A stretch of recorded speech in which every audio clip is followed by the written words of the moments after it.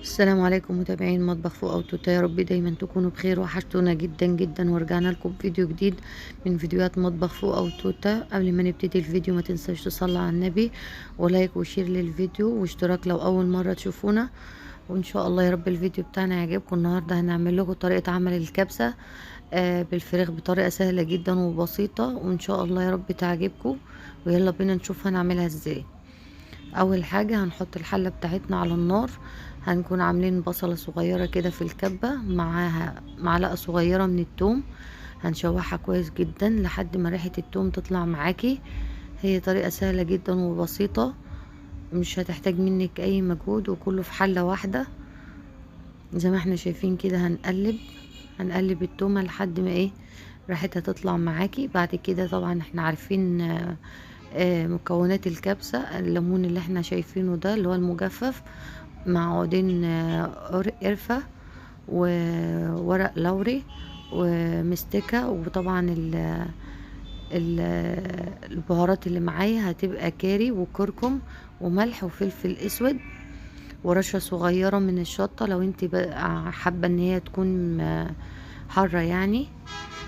بعد كده زي ما احنا شايفين كده هنفضل نقلب في البهارات اللي معانا شوية لحد ما ايه تغمق شوية معاكي. وبعد كده ايه هبتدي احط الفراخ اللي معايا. طبعا اكون غسلها كويس، والفراخ لو كبيرة هتقطعيها نصين. الربع لو كبير يعني هتقطعيه نصين معاكي. وابتدي بقى اقلب الفراخ اللي معايا كويس جدا لحد ما ايه تشرب البهارات كلها وتكون لون واحد. طبعا اللون الكركم والكاري زي ما احنا شايفين كده هيغير لك لون الفراخ خالص. وبعدين في برضو تكاية حلوة خالص هتظبط لك الكبسة اكتر كمان. لو عندك مرقة فراخ ممكن ايه تقلبيها كده معاها، هتديكي ريحة حلوة وطعم حلو فيها برضو. وبعد كده هيكون معايا طماطمية صغيرة ضربها في الخلاط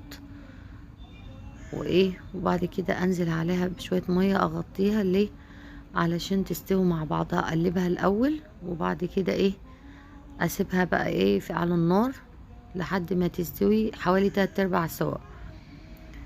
طبعا انا عارفة ان انا مقصرة معاكم جدا والله، ومقصرة في القناة بتاعتنا خالص الفترة دي، بس ان شاء الله يعني احنا بس الامتحانات وكان الولاد تعبوا شوية، فده اللي خلانا قصرنا شوية معاكم، والنت عندي كان بايظ خالص. ده زي ما انتوا شايفين كده هكون انا غسلت الرز. طبعا عشان انا ما نقعتش الرز البسمتي، طب ممكن تعملها برز عادي خالص، مش في مشكلة برضو لو مش عندك بسمتي. بس انا كان عندي ده من فترة يعني، هو طبعا عارفين ان هو غالي اوي دلوقتي، اقل حاجة 60 جنيه، بس ده كان عندي بقاله فترة. ممكن تعمليه برز عادي علشان ما يكلفكيش برضو، لان طبعا عارفين برضو ان الفراخ غالية جدا الفترة دي.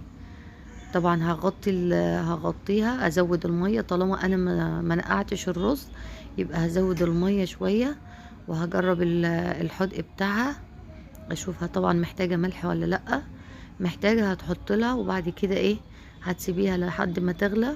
وطبعا ما بتتقلبش كتير عشان ما تهرش فيها الفراخ. طبعا زي ما احنا شايفين كده بعد ما خلاص شربت المية بتاعتها هبتدي اقلبها بالراحة جدا علشان ما تهريش الفراخ معاكي. الفراخ هتستوي معاكي طبعا خالص مجرد ما الرز ينشف.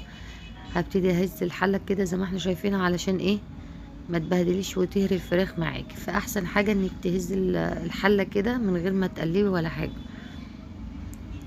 طبعا زي ما انتوا شايفين كده هي خلاص استوت خلاص.